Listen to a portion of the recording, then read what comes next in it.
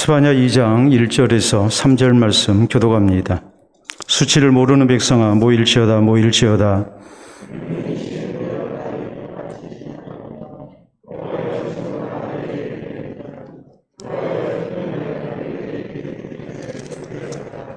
여호와의 규례를 지키는 세상의 모든 겸손한 자들아, 너희는 여호와를 찾으며 공의와 겸손을 구하라.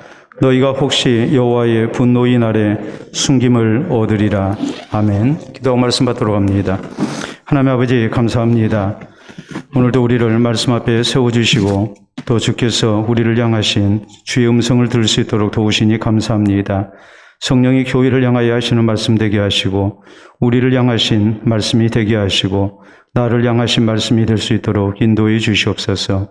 이 말씀을 통하여 우리가 하나님의 뜻을 분별케 하시며 이 말씀이 우리 발의 등이 되게 하시고 우리 길에 빛이 될 수 있도록 도우시사 우리가 좌우로 치우침이 없이 하나님의 뜻을 찾아 나아갈 수 있도록 도와주시옵기를 원합니다. 주의 말씀 따라 사는 가운데에 주의 법을 사랑하는 자에게 장애물이 없음을 우리가 다시 한번 체험하게 하시고 늘 하나님의 말씀대로 사는 것이 우리에게 생명이 되게 하시고 평안이 되게 하시고 하나님의 복이 되게 하여 주시옵소서. 예수님 이름으로 기도하옵나이다. 아멘. 오늘 스바냐 강의 세 번째 시간입니다. 중국의 성현이라고 일컬음을 받는 이제 공자가 제자들과 함께 길을 가다가 겪었던 일입니다. 어떤 사람이 밭에다가 이제 대변을 이렇게 보고 있었습니다. 공자는 그 사람을 불러다가 이렇게 훈계를 했습니다. 그런데 좀 더 길을 가다가 이제 어떤 사람이 길에서 대변을 이렇게 보고 있는 겁니다. 그러니까 공자가 제자들에게 야, 우리 저 사람 피해서 가자. 그랬단 말이에요. 그러니까 제자들이 아주 의아하게 생각을 했어요. 의아하게 생각했던 이유는 조금 전에 밭에서 대변을 보는 사람은 불러다 훈계를 했는데 왜 길에서 대변을 보는 사람은 훈계하지 아니하는가? 사실 밭에서 대변을 보는 사람과 길에서 대변을 보는 사람을 놓고 볼 때 더 잘못한 사람은 사람 다니는 길에서 대변을 보는 사람이죠. 거기에다가 또 이것은 다른 많은 사람들에게 피해를 주는 일이란 말이에요. 그러니까 제자들이 생각할 때는 마땅히 길에서 대변을 보는 사람을 불러다가 책망을 해야 되는데 왜 길에서 대변 보는 사람에게는 책망을 하지 아니했을까? 이걸 의아하게 생각한 겁니다. 우리가 지금 생각해도 당연히 의아하게 생각할 수밖에 없는 그런 이제 부분이죠. 제자들이 의아하게 생각하고 선생님 왜 조금 전에 밭에서 대변을 보는 사람은 훈계를 하셨는데 지금 길에서 대변을 보는 사람은 훈계치 아니하시고 이렇게 피해가자고 그러십니까? 했을 때 공자는 이런 얘기를 합니다. 무릇 수치를 모르는 사람에게는 훈계도 소용없다. 이렇게 얘기를 하는 거예요.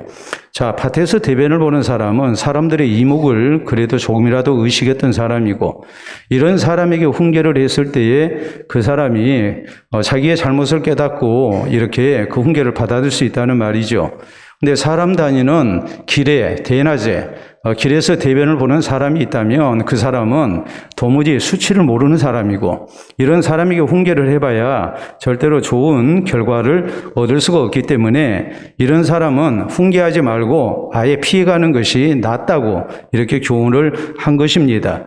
수치를 모르는 사람, 부끄러움을 모르는 사람은 가르칠 수가 없다라고 공자는 제자들에게 강조했습니다.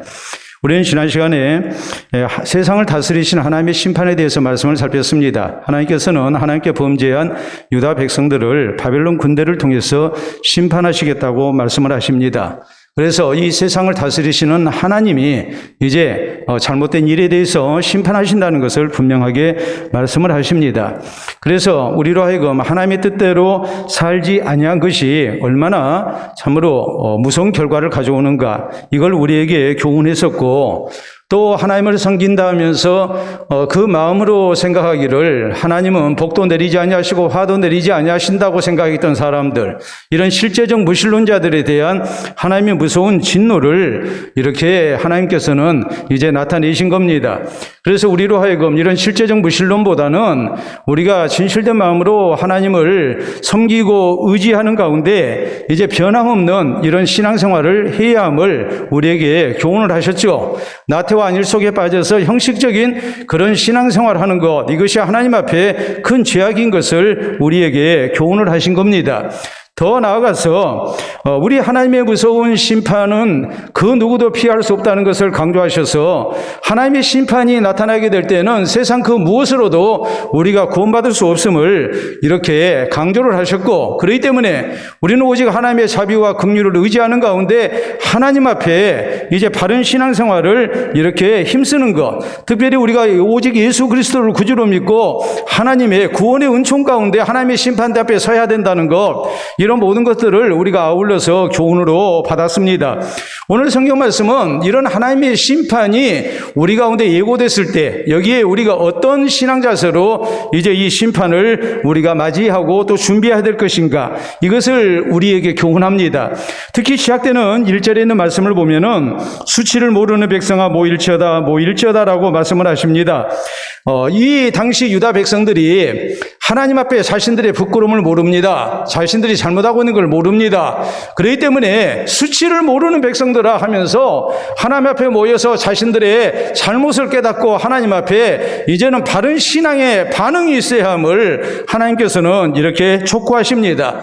그래야만이 저희에게 하나님의 심판 대신에 하나님의 용서가 있고 자비가 있고 그리고 또 새롭게 시작해 하시는 하나님의 은혜가 있기 때문입니다. 오늘 이 시대를 사는 우리도 역시 마찬가지입니다. 우리가 어떤 신앙 자세로 하나님 앞에 나와야 할 것인가, 우리의 잘못된 그런 신앙생활의 모습에 대해서 우리가 영적인 부끄러움을 느끼고 하나님 앞에 이제는 좀 바르게 살아야 되겠다는 이런 각오 속에 우리가 하나님의 말씀을 받아야 되겠고, 또 남은 날들을 우리가 바로 신앙생활하면서 사는 것만이 우리에게 소망이 되고 또 구원의 길이 된다는 것을 우리가 생각하면서 오늘 하나님께서 이 수치를 모르는 백성들, 자신들이 하나님 앞에 바로 살지 못한 것에 대해서 전혀 부끄러움이 없는 이런 잘못된 백성들을 향해서 하나님께서 어떤 신앙 자세를 요구하셨는가, 이것을 통해서 우리 자신을 대입하고 우리 자신의 신앙생활을 바로 하기를 힘쓰는 우리 모두가 되어야 될 것입니다. 오늘 성경은 먼저 이제 속히 하나님 앞에 나와야 함을 하나님께서 요구하십니다. 자, 1절 이하 말씀 다시 봅니다. 수치를 모르는 백성아 모일지어다 모일지어다 명령이 시행되어 날이 겨같이 지나가기 전 여호와의 진노가 너희에게 내리기 전 여호와의 분노의 날이 너희에게 이르기 전에 그리할지어다 라고 말씀하십니다. 자, 명령이 시행되어, 이 말은 하나님의 심판의 명령이 이렇게 나타나고 이것이 그대로 시행되기 전에 날이 겨같이 지나가기 전에 하나님 앞에 나오라고 하나님 요구하십니다. 날이 겨같이 지나갔다는 말이 뭐겠습니까? 그것은 두 가지 의미가 있죠. 겨는 바람에 잘 날아갑니다. 그렇기 때문에 이제 시간을 소중히 여기라는 말이죠. 겨가 날아가 버리기 전에 이제 그 기회를 소중히 여기고 이제 하나님 앞에 바른 신앙생활을 힘쓰라는 말이에요. 또 날이 겨같이 지나간다는 말은 겨는 속이 비었습니다. 나는 알고 긴 줄 알았는데 하나님 보시기에 겨 같은 존재입니다.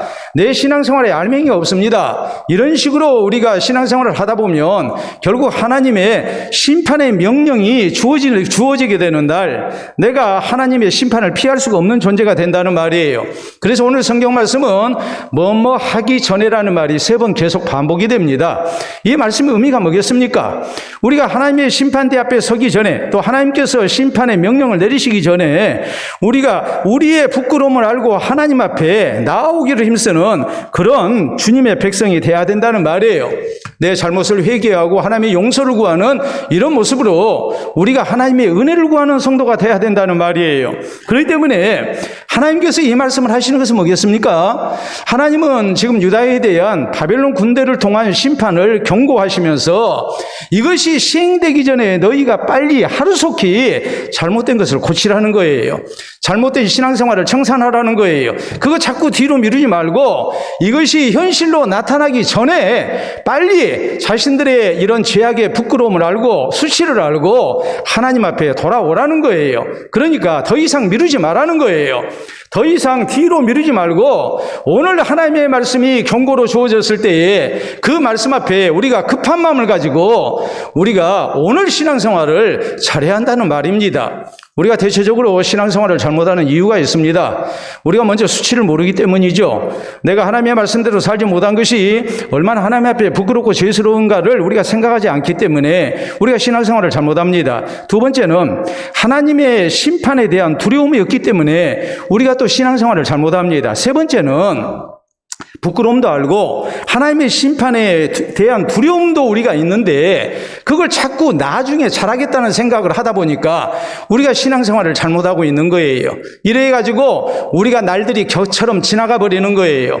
그렇기 때문에 하나님께서 오늘 우리에게 하실 말씀, 하나님의 심판의 명령이 시행되기 전에 우리가 빨리 오늘 신앙생활을 잘해야 된다. 오늘 돌아서야 된다. 이렇게 말씀을 하고 있는 겁니다. 우리가 성경을 보면 세례 요한이 예수 그리스도를 증거하면서 맨 처음에 외쳤던 말은 이것이었습니다. 회개하라, 천국이 가까웠느니라.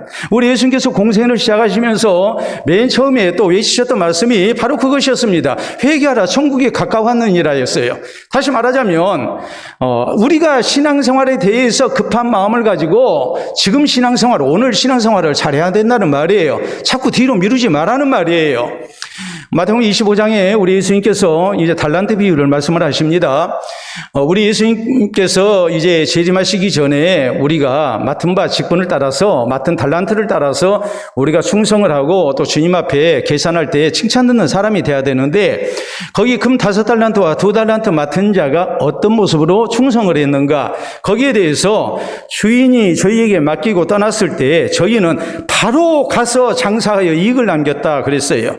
여러분, 오늘날까지 주인 밑에서 주인 눈치 봐가면서 열심으로 일했습니다. 근데 주인이 멀리 타국으로 떠났습니다. 상당 기간 동안 주인이 안 돌아올 겁니다. 이제는 내 시간입니다. 그동안 내가 열심으로 쉬지도 못하고 일했던 것에 대한 보상 심리가 얼마든지 작동할 수 있죠. 그런데 충성스러운 종들은 그렇게 하지 않았습니다. 주인이 떠나자마자 바로 가서 장사해서 이익을 남겼습니다. 5달란트, 2달란트 맡은 종 그랬습니다. 그러나 1달란트 맡은 종은 땅을 파고 묻어둡니다. 뒤로 미뤘다는 말입니다. 여러분, 우리의 신앙생활이 어떤 모습이 되어야 될 것인가? 우리가 또 중요한 이제 성경에 나타난 그런 사례를 볼 수가 있습니다. 자, 사도 바울이 복음을 증거하다가 이렇게 잡힌 몸이 됐습니다. 이제 재판을 받습니다. 벨릭스 총독 앞에서 재판을 받을 때 바울은 벨릭스 총독에게 의와 절제와 장차 올 심판에 대해서 강론을 했습니다. 벨릭스 총독이 그 말을 들었을 때 이제 마음에 두려움이 생겼습니다. 내가 예수님을 믿어야 되겠다는 생각을 갖습니다. 그가 총독이지만 위에 계신 하나님의 심판대 앞에 내가 서야 된다는 것을 생각하니까 저의 마음속에 두려운 생각이 들었고, 이 하나님의 심판에 대해서 내가 이제 예수님을 구주로 믿고 내가 하나님 경외하고 살아야 되겠다는 그런 마음의 생각이 들었습니다. 근데 그의 입에서 나오는 얘기는 뭐였냐면, 지금은 가라, 내가 시간이 있으면 너를 다시 부르겠다. 그리고 그는 바울을 돌려보냈습니다. 그리고 그는 2년여 동안 예수님을 믿지 아니했습니다. 지금은 가라.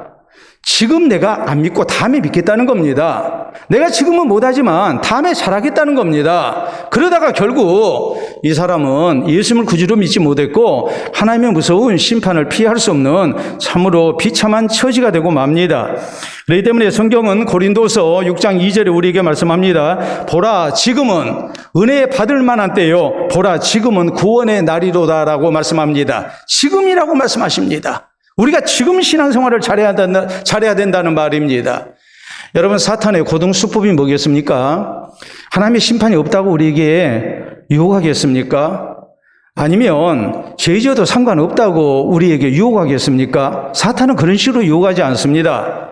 우리가 하나님의 심판도 두려워하고 죄 짓는 것이 얼마나 우리에게 수치스러운 일인가도 우리가 깨닫게 합니다. 근데 사탄은 우리에게 다음에 잘하라는 거예요.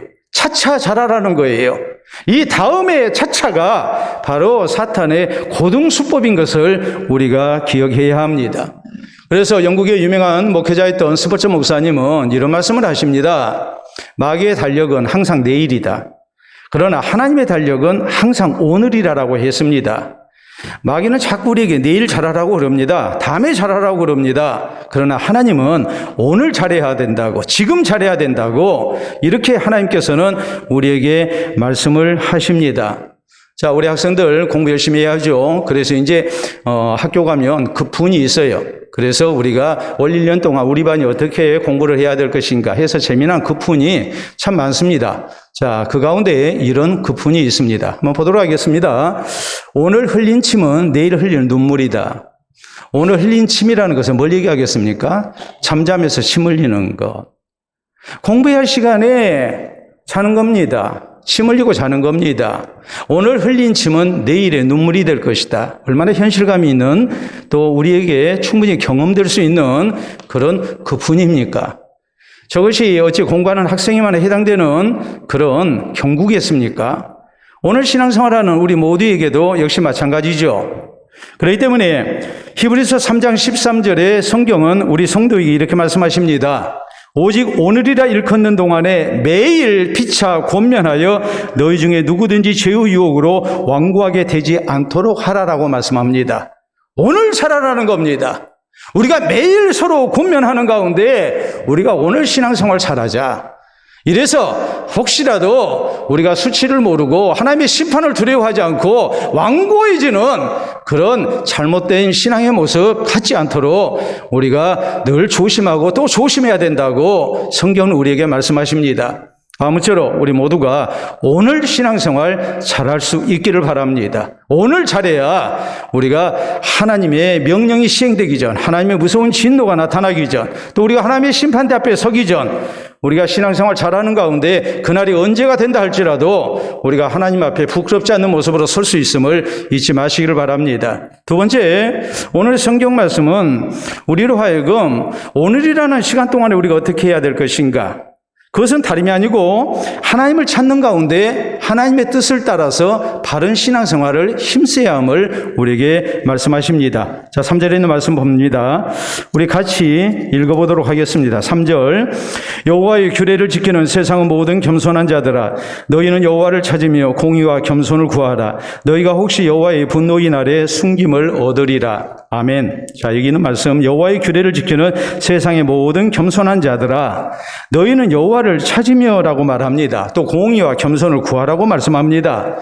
공의는 뭐겠습니까? 하나님의 뜻대로 사는 것을 공의라고 그러죠. 겸손은 뭐겠습니까? 우리가 겸손히 하나님 의지하는 것을 말하죠. 당시 유다 형편을 놓고 보자면 유다는 겸손히 하나님을 의지하는 대신에 저희는 강대국을 의지했습니다. 어떤 때는 애굽을 의지하고 어떤 때는 아수를 의지하고 혹은 바벨론을 의지하고 이런 식으로 강대국을 의지하다가 결국 하나님에게서 떠났고 이로 말미암아서 이제 하나님의 심판을 당하게 됐단 말이에요.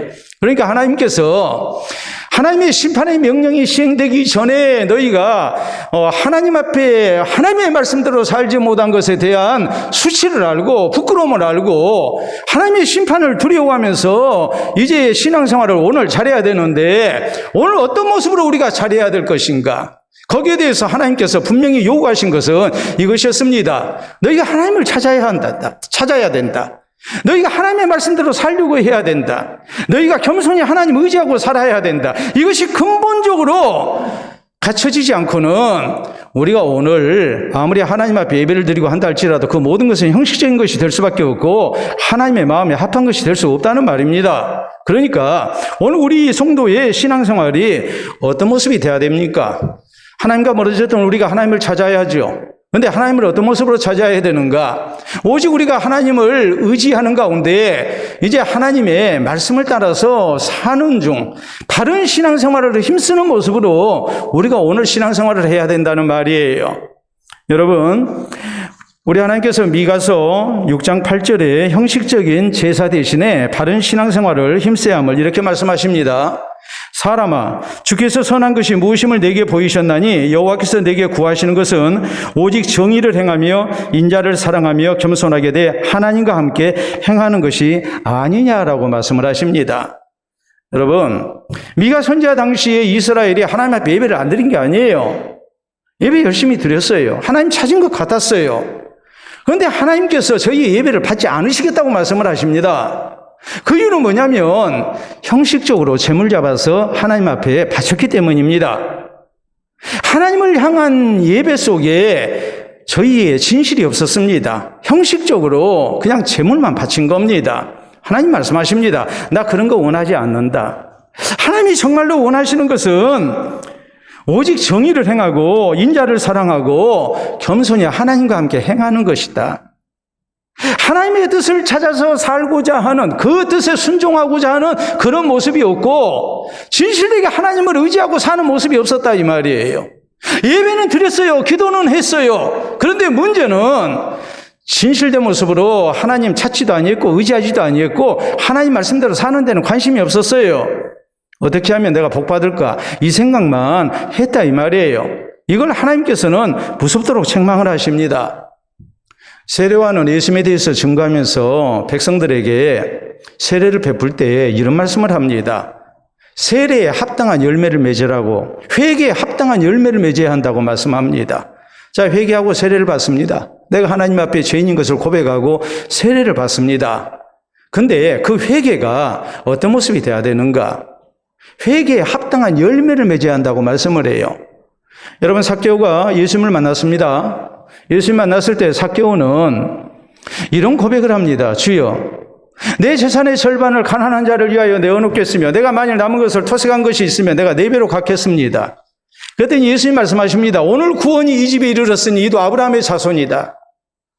여러분, 왜 예수님께서 삭개오에게, 사람들이 다 죄인이라고 손가락질하는 그 삭개오에게 예수님이 이런 파격적인 구원의 은총을 허락하셨을까요? 그것은 삭개오가 예수님을 만나고 그의 인생의 가치관이나 세속적인 가치관이 완전히 변했기 때문입니다. 세상을 사는 방식이 또 인생의 목적이 바뀌었단 말이에요.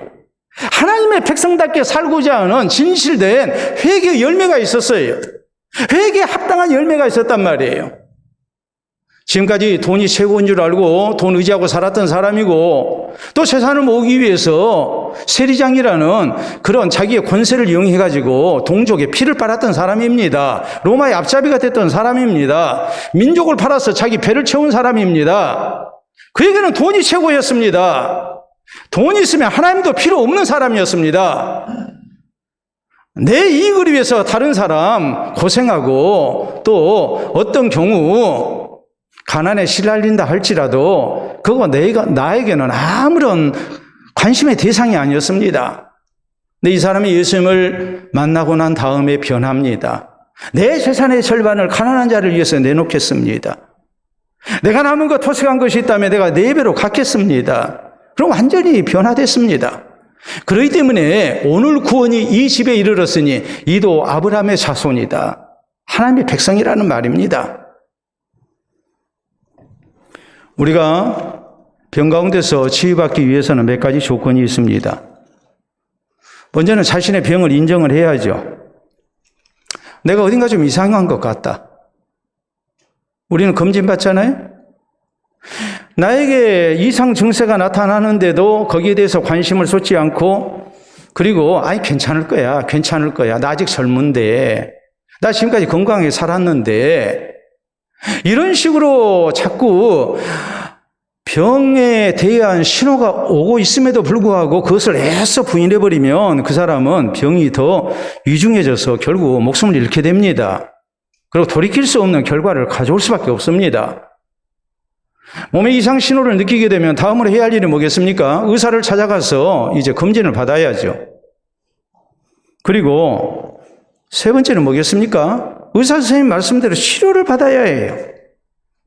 어떤 경우 약을 처방해 주면 약을 복용해야 합니다. 또 수술하자고 하면 수술도 해야 합니다. 또 의사 선생님이 얘기하겠죠. 이렇게 병에 걸렸을 때에 이러이러한 음식은 피해야 합니다. 이제 술, 담배 하시면 안 됩니다. 과로해서는 안 됩니다. 일하는 시간 줄이도록 하십시오. 뭐 이런저런 그런 처방을 내리실 거예요. 그러면 그런 것에 대해서 환자가 의사 말을 절대로 신뢰하고 따라야 합니다. 내 몸에 나타나는 이상 신호를 무시해버린다 할지 혹은 의사를 찾아가서 의사 선생님께 진료를 받고 또 치료하는 과정을 이 셋 중에 하나라도 지키지 않냐면 그 사람은 절대 병에서 건강을 얻을 수가 없습니다.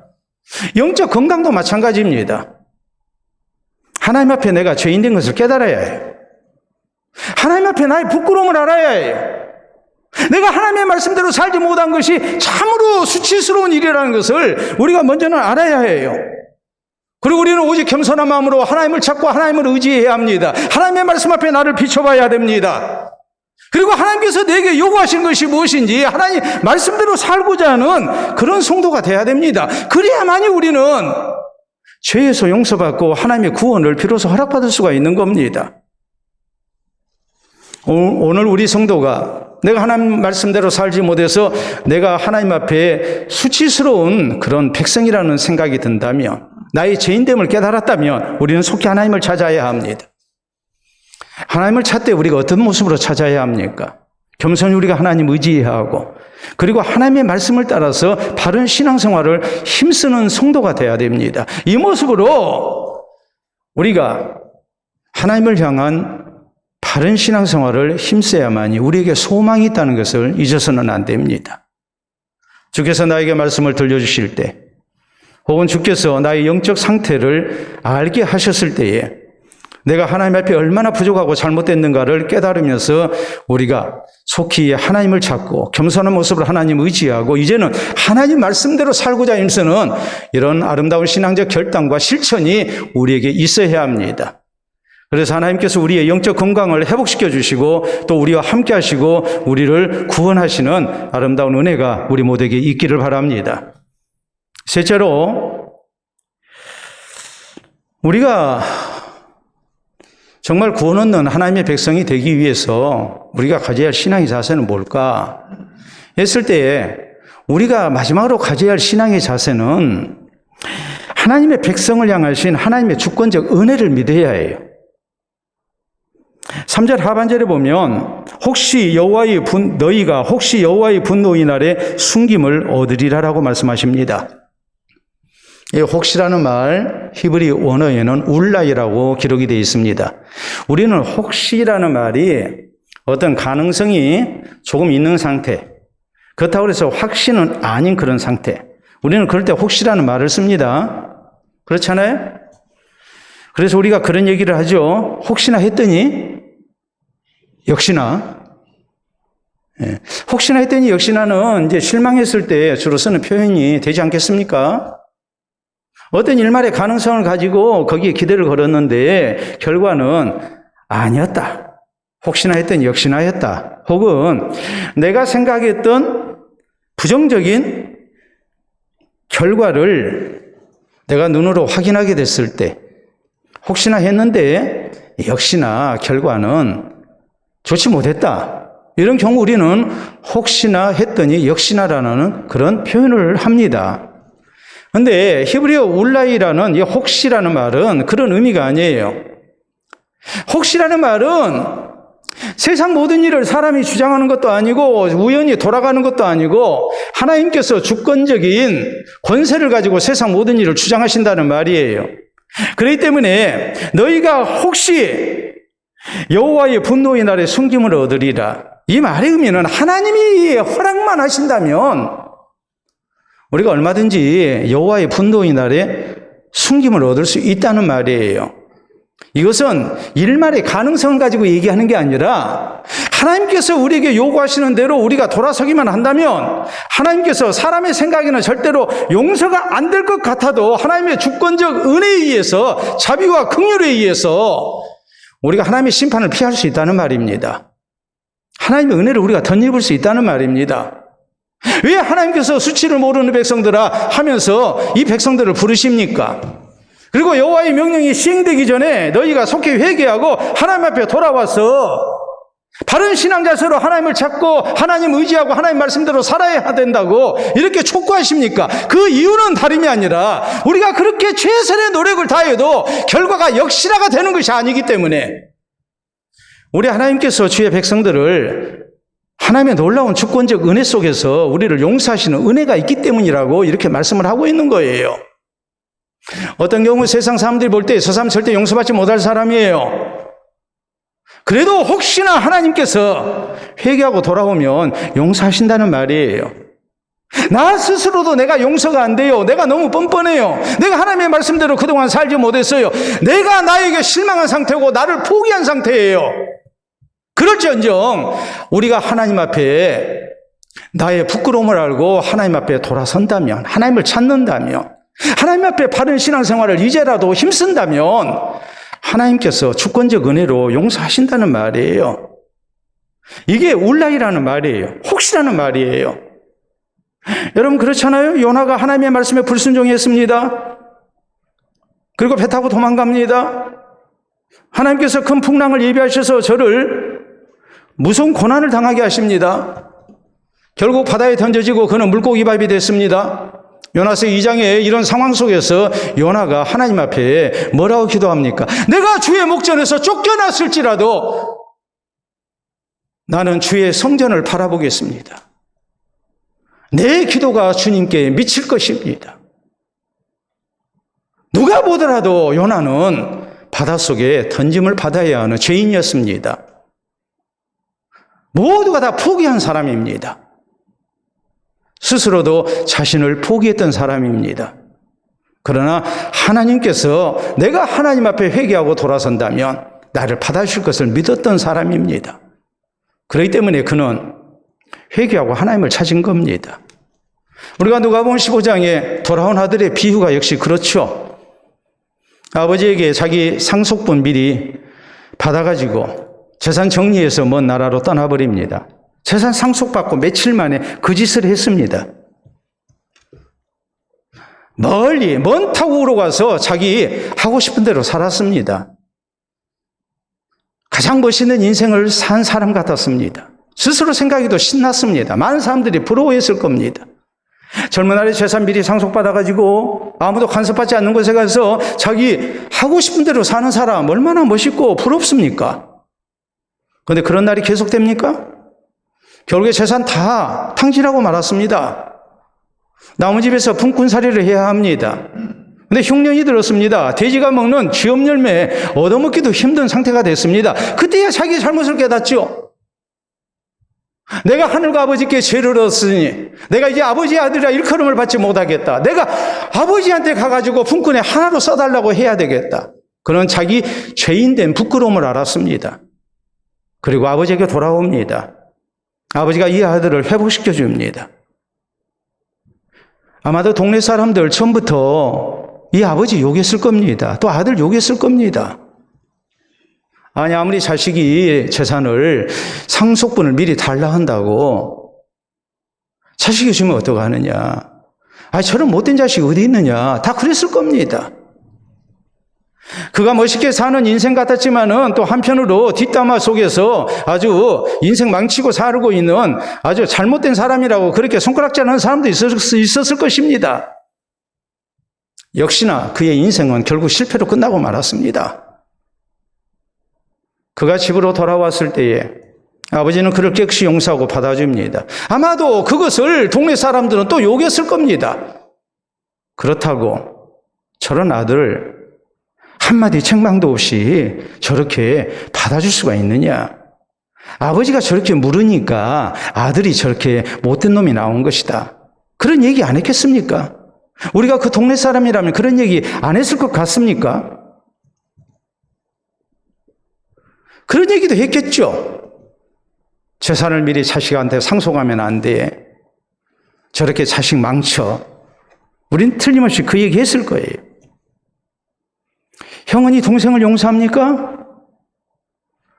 아버지가 살진 송아지 잡아서 잔치 벌리는 거 못마땅하죠?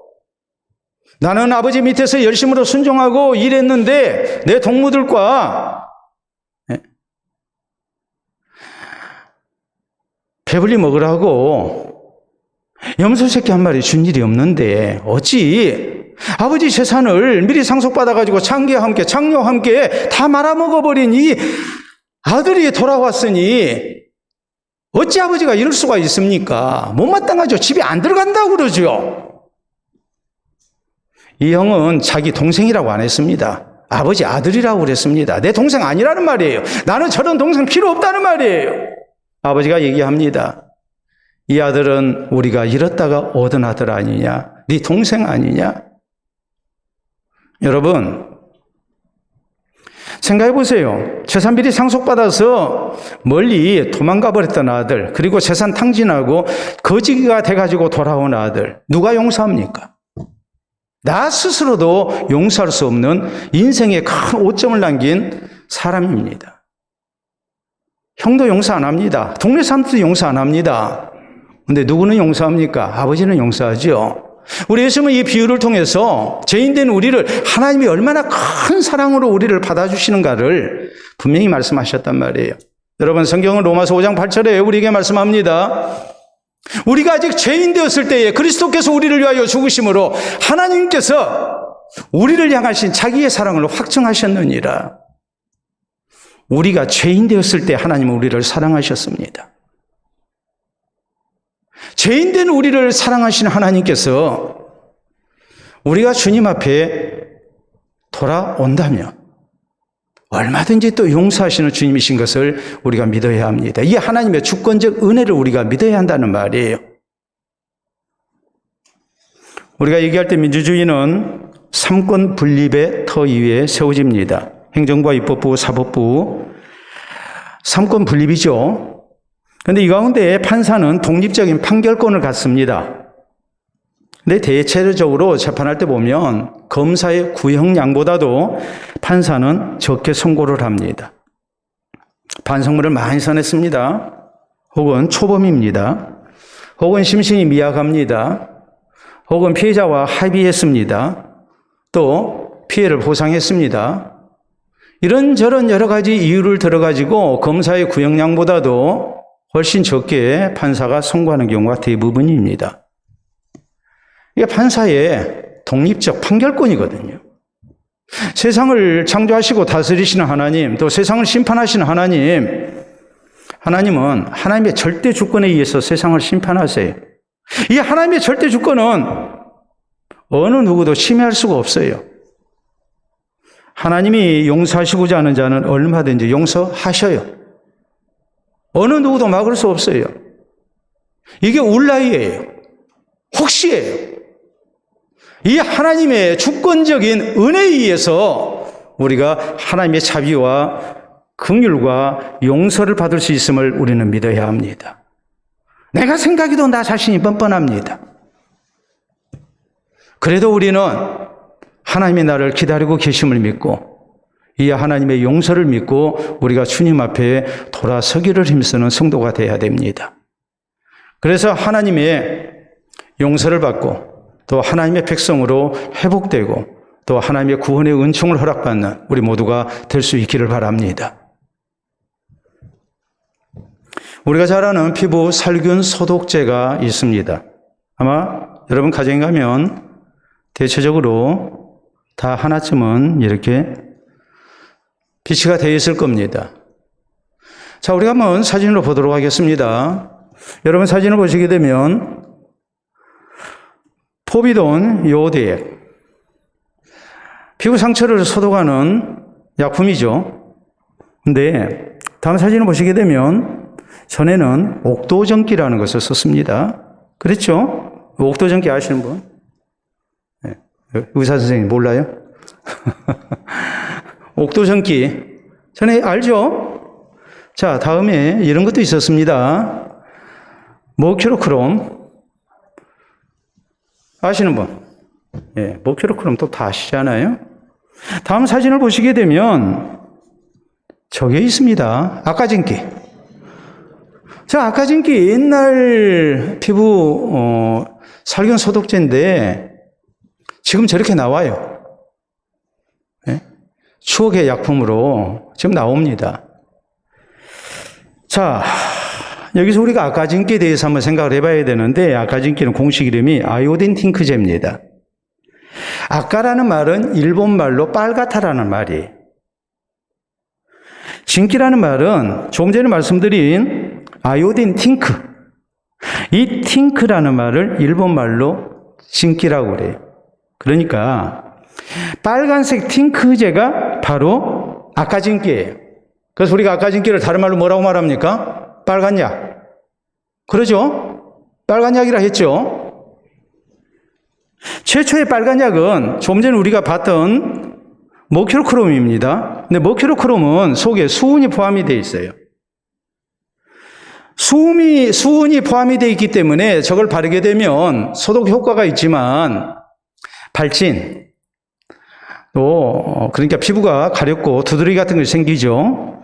그래서 부작용이 있습니다. 그래서 전 세계적으로 판매가 금지됐고 우리나라에서도 더 이상 시판이 되지 않습니다. 다음에 나온 것이 요오드 팅크예요. 그리고 이것이 지금은 아까 맨 처음에 봤던 포비돈 요오드 액으로 이렇게 이제 새로운 상품으로 나왔어요. 요오드 팅크는 뭐냐 했을 때 요오드 팅크가 바로 옥도전기예요. 요오드라는 말이 일본말로 쓰게 되면 그걸 우리가 그대로 읽게 되면 옥도가 됩니다. 그리고 아까 얘기했던 진기, 이것이 팅크라는 말이거든요.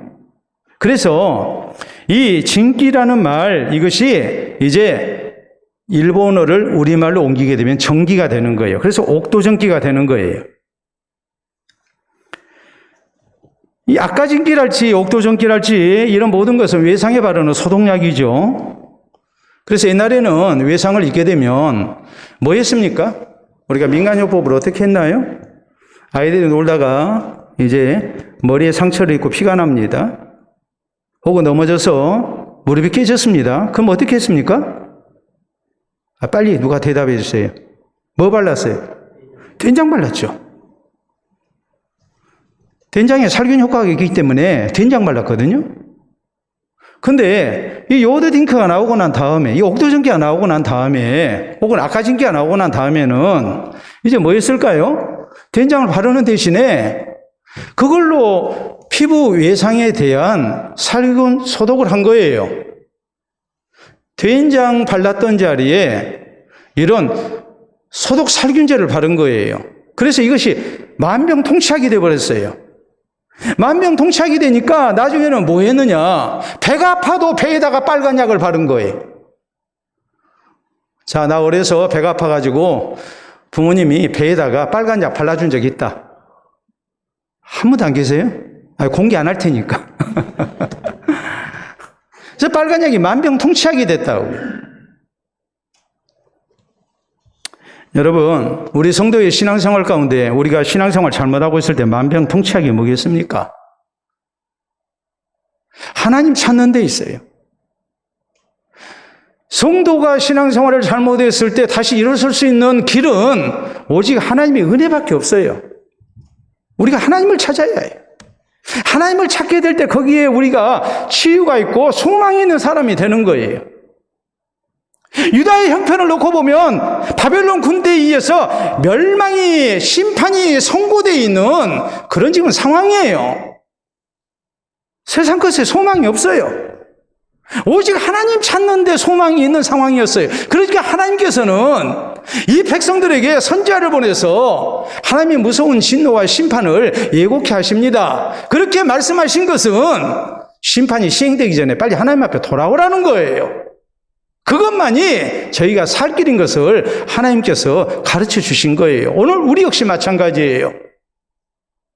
오늘 우리가 잘못된 신앙생활을 청산하고 하나님 앞에 아름다운 모습으로 다시 회복되기 위해서, 또 하나님께서 사랑하시고 또 하나님께서 함께 하시고 복 주시는 그런 신앙생활을 하기 위해서, 하나님의 백성이 되기 위해서 우리에게 오직 소망이 되는 것이 뭐겠습니까?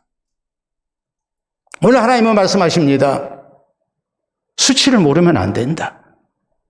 우리가 하나님의 말씀대로 살지 못한 것이 얼마나 잘못된 일인가를 우리가 깨닫고 하나님의 심판을 두려워하는 그런 영적인 부끄러움을 아는 사람이 돼야 된다. 그리고 우리는 또 뭐 해야 합니까? 오늘 신앙생활 잘해야 된다. 오늘이라는 시간을 우리가 소홀히 해서는 안 된다. 이 하나님 앞에 돌아와서 하나님을 찾고 하나님의 말씀대로 사는 성도가 돼야 되고, 아무도 나를 용서할 수 없고 나 스스로도 내가 용서가 안 되지만 하나님의 주권적 은혜에 의해서 우리가 얼마든지 용서받을 수 있음도 우리가 믿어야 한다. 그리고 하나님 앞에 돌아오라고 하나님은 말씀하십니다. 이것만이 우리가 잘못된 길에서 고침받고 다시 회복될 수 있는, 또 하나님의 사랑과 은총의 대상이 될 수 있는 만병통치약인 것을 우리가 잊어서는 안 됩니다. 오늘 이 시간이 다시 한번 우리가 하나님 앞에 바른 신앙생활을 다짐하는 그런 시간이 되어야 되겠고 또 아름다운 새 출발이 되어야 됩니다. 그래서 우리 하나님께서 우리로 하여금 다시 새롭게 시작해 하시는 은혜를 허락하시고 이제 우리가 더욱 하나님 앞에 사랑받고 또 귀히 쓰임받는 그런 복된 백성 되는 은혜가 우리 모두에게 있기를 바랍니다. 우리 함께 기도합니다. 오늘 주신 말씀 생각하면서 오늘 신앙생활을 잘못하고 있는 나의 모습에 대한 영적 수치를 우리가 느껴야 합니다. 그리고 오늘 신앙생활 지금부터 잘할 것을 다짐해야 합니다. 이제 겸손히 하나님 의지하며 하나님의 뜻대로 살겠다고 다짐합시다. 나를 향하신 하나님의 용서, 사랑도 우리가 믿어야 합니다.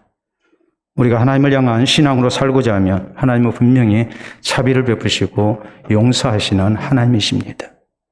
이 주님을 향해 아름다운 다짐의 기도가 있어야 되겠고 그래서 하나님의 용서 속에 또 새 출발하게 하시는 하나님의 은혜를 우리 모두가 허락받을 수 있기를 바랍니다. 기도합시다.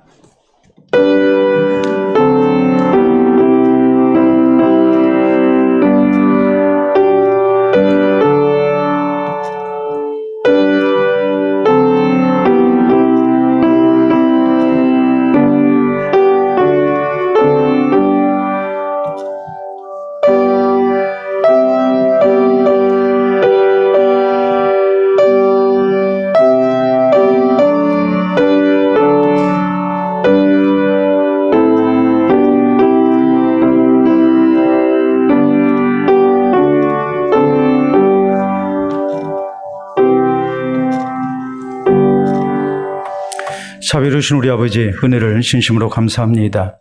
우리 하나님께서 우리를 하나님께 예배드린 자리에 불러주시고 또 하나님의 말씀을 듣게 하시사 살아계신 하나님 앞에 우리가 어떤 신앙의 반응이 있어야 하는지 또 고침이 있어야 되는지 깨닫도록 은혜 주신 줄로 믿고 감사를 드립니다.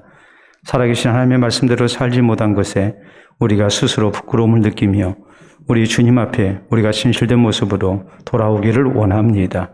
주께서 귀한 기회를 허락하여 주셨으니 오늘부터라도 우리가 주의 말씀을 따라 바로 살게 하시고 늘 겸손히 하나님 의지하며 하나님 찾기를 힘쓰는 성도들이 되게 해 주시옵소서.